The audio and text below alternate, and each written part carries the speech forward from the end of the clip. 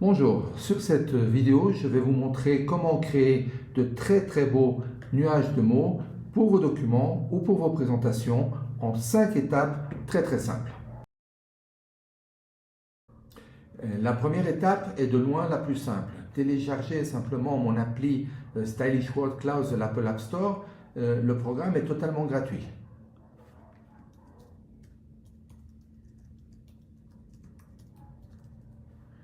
Bon, l'application est ici, simplement pressez le bouton pour télécharger et vous serez prêt pour commencer en quelques secondes.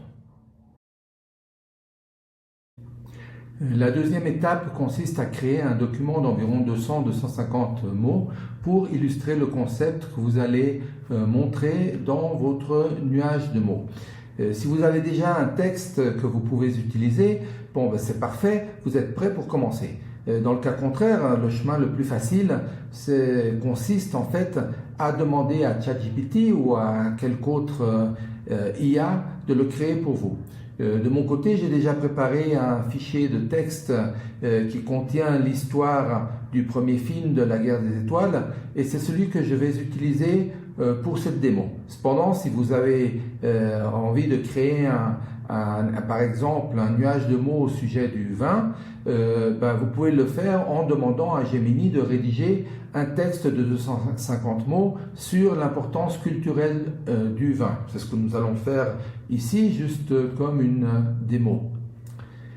Alors Gemini est très bon, ainsi que les autres assistants de IA, pour générer du texte.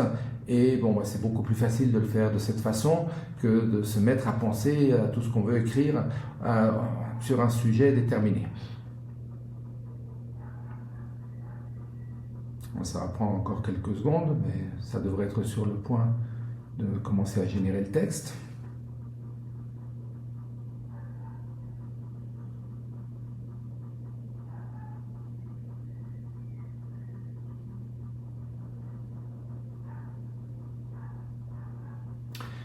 Et voilà, alors le vin n'est pas simplement une boisson, c'est un véritable pilier de la civilisation. Et voilà, et bon, ce texte peut être très utile pour créer notre nuage de mots. Vous n'avez qu'à le copier et le coller dans un fichier de texte et c'est ce que vous allez utiliser pour créer le nuage de mots pour les prochaines étapes de cette démo. D'accord ? Bon, et bien maintenant, nous allons utiliser notre fichier de texte pour alimenter notre nuage de mots. Glissez simplement le document de texte sur la fenêtre principale du programme et le programme va traiter tous les mots contenus dans le texte et éliminer les stop words ou mots vides parce que ces mots comme le, et ou dans ne doivent pas apparaître dans un nuage de mots. Les mots restants seront utilisés pour créer notre nuage de mots et on peut le voir ici. Bon, maintenant, avant de commencer à personnaliser le design de notre nuage de mots, nous devons éditer la liste de mots. Si vous jetez un coup d'œil sur la liste, vous allez vous rendre compte que les mots hobby et one apparaissent séparés. C'est peut-être ce que vous souhaitez, mais peut-être pas. Alors dans mon cas, je préfère traiter ces deux mots comme un seul parce qu'ils apparaissent généralement ensemble étant donné qu'ils forment le nom de l'un des personnages principaux du film. Alors ce que nous allons faire, c'est éliminer le mot hobby et one de la liste. Voilà. Ils ne sont plus là. Maintenant, je vais créer un nouveau mot. Je vais l'écrire avec un trait d'union, c'est pas nécessaire, mais bon, c'est pratique. Je vais mettre la fréquence des mots comme elle était avant, c'est-à-dire 8. 8 fois le mot apparaissait dans le texte. Et maintenant que j'appuie sur OK, en fait, ce qui se passe, c'est que maintenant le mot Obi-Wan apparaît comme un seul mot, exactement comme nous le voulions. Cependant, on pourrait commencer à éditer la liste en enlevant les mots que nous ne voulons pas voir apparaître ou en ajoutant des mots importants qui manqueraient sur la liste. Tenez en compte que plus la fréquence d'apparition est haute, plus le mot sera écrit en grand dans le nuage de mots. Par exemple, le mot Jedi n'apparaît que 3 fois dans le texte. Et donc, il est écrit en lettres relativement petites. On le voit ici. D'accord? Mais comme c'est un mot important dans la trilogie, on pourrait décider de le faire apparaître en plus grosses lettres en le modifiant ici dans la liste de mots. Par exemple, si je fais double-clic ici, au lieu de 3, je mets par exemple 6. Nous allons voir que le mot Jedi est maintenant écrit en lettres nettement plus grandes. D'accord? Bon, ça c'est une façon facile d'éditer la liste de mots, mais vous pouvez le faire en révisant tous les mots qui apparaissent ici. Il y a peut-être des mots, par exemple, comme tracteur, qui ne font pas vraiment beaucoup de sens. On pourrait les éliminer. D'accord? Une fois que la liste est complète, bon, on peut enfin commencer à éditer le nuage de mots. Et vous pouvez même décider ne plus utiliser cette liste de mots et la faire disparaître. Eh bien, nous sommes maintenant en condition de travailler sur le design de notre nuage de mots. Et la première chose que vous avez sans doute remarqué, c'est que notre nuage de mots est encore relativement petit. La raison est très simple. En fait, nous n'utilisons que 100 des 195 mots disponibles. Donc ça, c'est quelque chose que nous pouvons changer très facilement. On peut augmenter ça aux alentours de 150. Et on voit que notre nuage de mots croît évidemment très très vite. D'accord? On peut aussi ajuster la taille minimum de la police de caractère. Si on l'augmente à 20 points, bon, ça va avoir un effet similaire. Et on peut aussi augmenter la taille maximum de façon importante, et ça va aussi faire grossir notre nuage de mots. Évidemment, plus la différence de taille entre les mots importants et les mots moins importants est grande, plus l'effet est dramatique, d'accord? Et ça permet de faire des designs plus intéressants. Passons maintenant aux polices de caractère. En ce moment, nous voyons que tous les mots sont dessinés en utilisant la même police. C'est quelque chose que nous pouvons changer, évidemment. Par exemple, en ce moment, notre nuage de mots n'est pas très intéressant. Il utilise la police de caractère par défaut du système d'exploitation.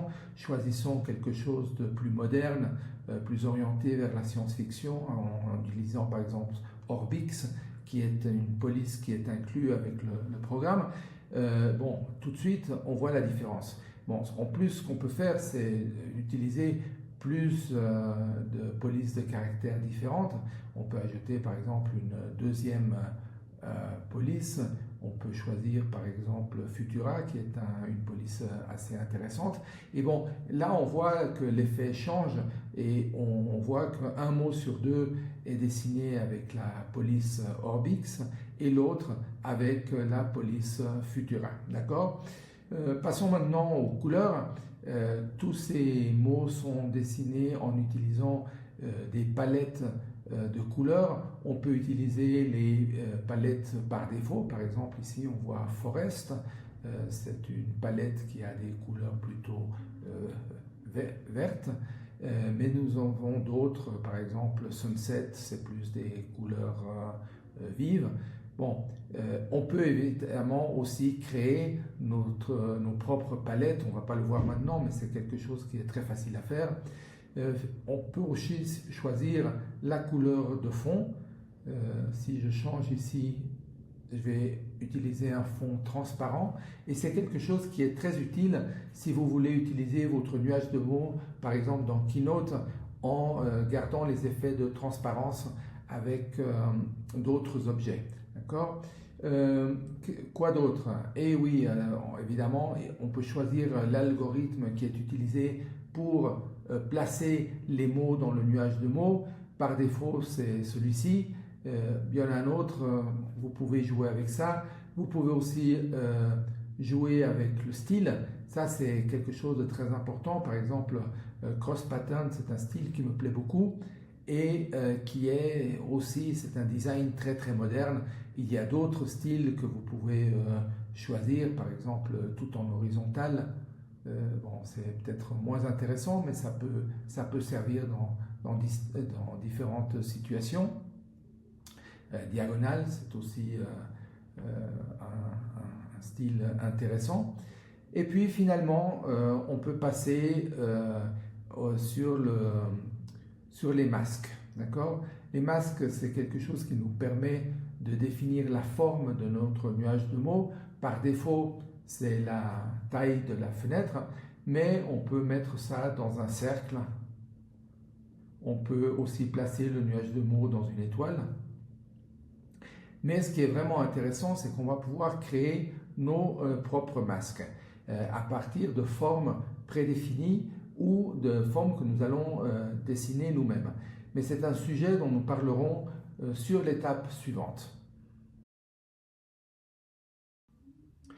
Parlons donc maintenant des masques sur mesure. Dans la section ici de masques, nous allons choisir l'option de masque sur mesure. Et l'appli inclut déjà une collection de masques, mais pour cette démo, nous allons créer un nouveau masque à partir d'une forme. Il est possible de créer des masques personnalisés en utilisant un outil similaire à Illustrator qui est en fait inclus dans le programme, mais pour la démo, nous allons choisir un chemin encore plus facile en utilisant une image en noir et blanc obtenue sur le net. La surface peinte en noir sera celle qui contiendra le nuage de mots. Ce qu'on va faire, c'est ici choisir cette option. On va aller choisir l'image et l'image est convertie en vecteur et est disponible ici. Alors on choisit cette image, on appuie sur sélectionner et maintenant notre nuage de mots est dessiné à l'intérieur de cette forme qui a été définie à travers une image et en fait c'est le logo de l'Alliance Rebelle de Star Wars. Qu'est-ce qu'on peut faire encore? On peut changer la rotation de l'image et faire tourner le logo pour faire un autre genre d'effet.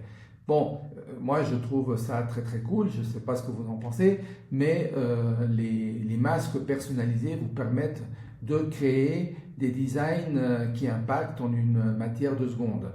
Exporter le nuage de mots, c'est vraiment très simple. Il suffit de prendre l'image et de faire du drag and drop. Évidemment, vous pouvez aussi utiliser le menu pour sauvegarder cette image, mais le drag and drop, c'est très facile, surtout si vous voulez utiliser ce nuage de mots dans d'autres applications comme Keynote ou par exemple un traitement de texte. Finalement, il y a un dernier truc que je voulais vous montrer. Il y a une option dans le menu qui permet d'exporter le nuage de mots comme une animation.